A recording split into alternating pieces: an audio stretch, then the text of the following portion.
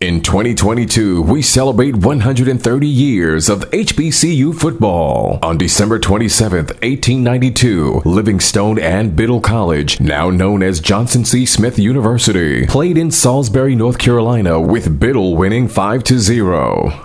Over time, HBCU football has evolved. HBCU football's popularity continues to rise. Millions attend games each year and millions more watch on television. The HBCU bands provide some of the top entertainment in the country. Over that time, some of the best players to ever play in the National Football League played at HBCUs. Every Monday through Friday on the HBCU Football Daily Podcast, national radio and television host Donal Ware takes a look at what's happening in HBCU football and talks with coaches, players, administrators, and media about the 2022 season. Make sure you join the conversation on social media by using the hashtag HBCU130. Now, here's your host, Donal Ware. This is the HBCU Football Daily Podcast for today, Wednesday, October 12th. I'm Donal Ware. It's the Humpday edition of the HBCU Football Daily Podcast. We're going to transition into week 7 of the HBCU football season by taking a look at the week 7 schedule, and we've got some really big games in HBCU football this upcoming week that will have conference implications. Things kick off on tomorrow. West Virginia State's going to be on the road at UNC Pembroke, and that should be a really good football game between two solid football programs. If you're West Virginia State, you want to look to keep the momentum that you have going currently. Also, North Carolina Central is hosting Morgan State. Morgan State, with the loss last week against Norfolk State, already down 0-1 in the MEAC. Meanwhile, North Carolina Central is coming off a bye week, and for the Eagles, it's going to be their first MEAC game of the season. The Eagles want to get things kicked off right. Remember, this game moves to ESPN2, so that should be a pretty exciting game.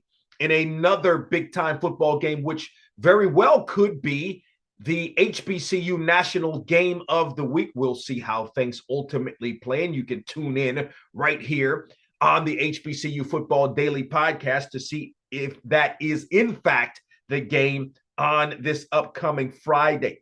Bowie State is hosting Virginia Union. When you look at both of these teams, Bowie State is coming off the big win against Virginia State. And I think that win by the Bulldogs, the two losses, and even if you look at the two losses on the season, yes, one of them was to Shaw. Another one was a non-conference game. And for me, not that I had doubt in Bowie State. It's just that, you have it's a new coach, changes, new coaching staff in a way, with, of course, the constant still being Kyle Jackson, who's been on the staff. He's now the head coach there. But I think that Virginia State game was a statement game because not only was it a win, it was a win for Bowie State on the road against Virginia State. You've got a Virginia Union team that is one of 4 HBCU teams that are undefeated on the season, and Virginia Union has some big wins, including over Valdosta State. Had to eke out a win, against Fayetteville State as well. So you're looking at this being a big time. Wow, this is a big time football game, which could ultimately decide the CIAA's Northern Division. Shawan is hosting Virginia State. Both of these teams still trying to stay in contention for the MEAC, for the CIAA's Northern Division. And again, still a big game for both of these teams. I mean, Virginia State still very much in this, right? Depending upon, one down against Bowie State in terms of head-to-head, but Virginia State and Virginia Union still have to play as well. So still a lot to play for, and Shawan sort of trying to hang around a little bit as well. North Carolina A&T is hosting Edward Waters. St. Augustine's is hosting Johnson C. Smith. Tuskegee is hosting Central State. Tuskegee playing some really good football right now, undefeated in SIAC play. Elizabeth City State is hosting Lincoln of Pennsylvania. Winston-Salem State is hosting Shaw. Winston-Salem State has struggled this year. If you're Shaw, you cannot allow for Winston-Salem State to get its first win of the season. And Shaw still very much in contention for the CIAA Southern Division. Livingstone is hosting Fayetteville State. South Carolina State is hosting Virginia University of Lynchburg. It is homecoming in Orangeburg. Alabama State hosting Mississippi Valley State.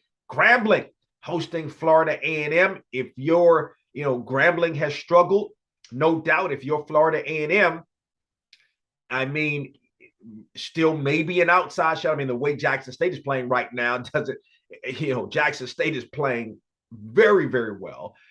So and you're a head-to-head down if you're Florida A&M to Jackson State, but anything can happen. And if you're Florida A&M, you're still looking maybe for an FCS berth, as the Rattlers were able to get on last year. Lincoln of Missouri looking for its first victory of the season. And if you're Lincoln, it's been a struggle, but Lincoln is hosting Pittsburgh State.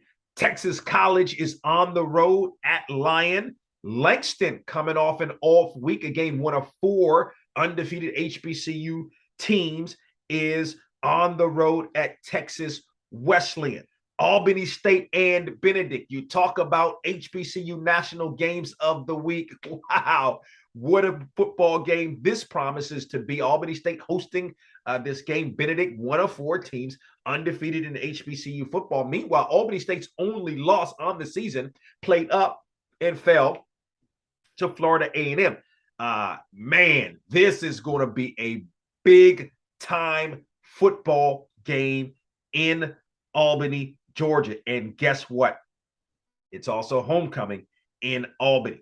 Clark Atlanta is hosting Savannah State. Fort Valley State is hosting Morehouse. Again, if you're Fort Valley State, 1 loss down to Benedict, still an opportunity there in the SIAC's Eastern Division. Kentucky State hosting a feisty Allen's, putting some points up, but looking to get a victory.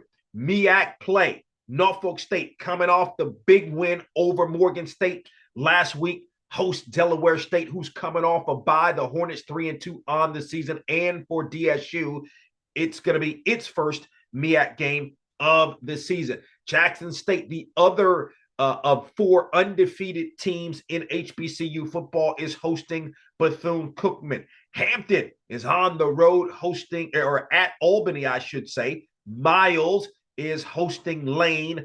Howard is hosting Harvard in the Truth and Service Classic in our nation's capital at Audi Field.